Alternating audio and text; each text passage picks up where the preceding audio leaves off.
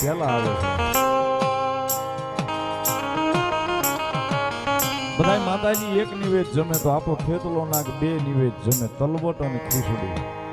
અને એ વખતે આપણી બાયુ બહેનો દીકરીઓ માતાજીના નોરતા આવે આહો મહિનાના, અને આઠમના દાડે માતાજીના નિવેદ હવ ભાઈઓ ભેગા કરી ગોઠી ભેગી થાય, આખો પરિવાર ભેગો થાય, આખી વાડી ભેગી થાય. 100 ઘર હોય, 500 ઘર હોય, 1000 ઘર હોય, બધા ભેગા થઈને માતાજી નિવેદ જમાડતા છે. અને તેથી આપાના નિવેદ જમાડવા માટે આપણી બાયુ બહેનો દીકરીઓ જે હાડી પહેરે ને સાહેબ એનો ખોળો વાળતા, ની ખોળાની માલપા દાદાની ખીચડી ભવડવા માટે જાતા ઘંટલે નિવેદ ભવડાવવા. હજી અમારા ગામડામાં હજી ઘણી ઈ જ પદ્ધતિ છે ને હજી ઘંટલે ભવડીને નિવેદ થાય છે.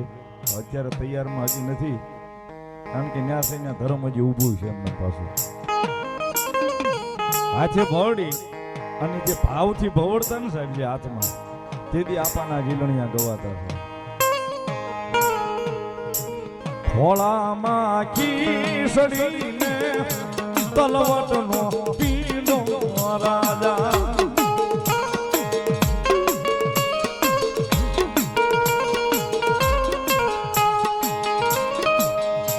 ખેતરીઓ વારવાને જાવા સ્વામી રાજા.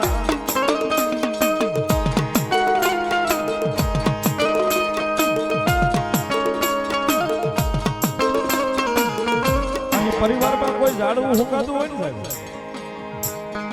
કોઈ બાઈ હુકાતી હોય કે એને 10-15 વર્ષના વાણા વૈયા ગયા હોય, શ્રીમત નો આવતું હોય, બધી બાયું ભેગી થઈને એમ કે તું આપાના નિવેદ ભવડે, આવતા વર્ષે આઈટમ આવે તો કઈક લીલું કરે આપા.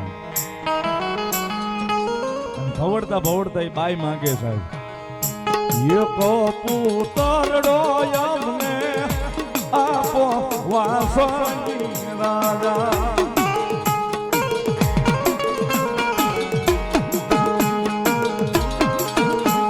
અને ભવડતા ભવડતા એમાં એનું દુઃખ ગાય સાહેબ. આ એક કડીમાં મરમ પડ્યું છે. સાસુ સંગતા પેનળા મેણલા બોલે છે રાજા.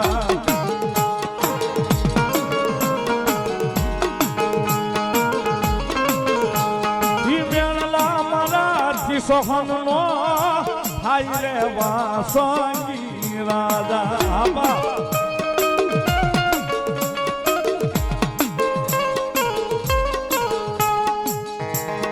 આવરે હોનાનો યાપા પાલક ગણાવું રાજા.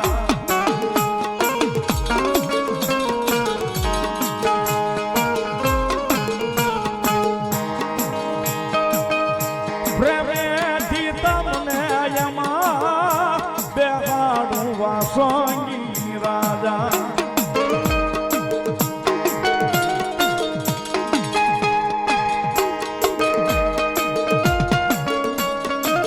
પછી માતાજીના નિવેદ થઈ જાય, ફળો પાથરી બાયુ બહેનો દીકરીઓ પગે લાગે, માતાજી દાદા ખમા કે ફૂકાઈ ગયેલું હોય એ લીલું થાય, એના ઘેર સંતાન થાય, દીકરો આપે. પછી એ વખતે આની કારણી હતી સાહેબ, બોલી થઈ હોય થાય નહીં ટાઈમે. અને બાય પછી કુવાને કાંઠે પાણી ભરવા જાય ને થઈ ગયા સાહેબ. પાણી ડાજાવ તો મુજને આડે રોયા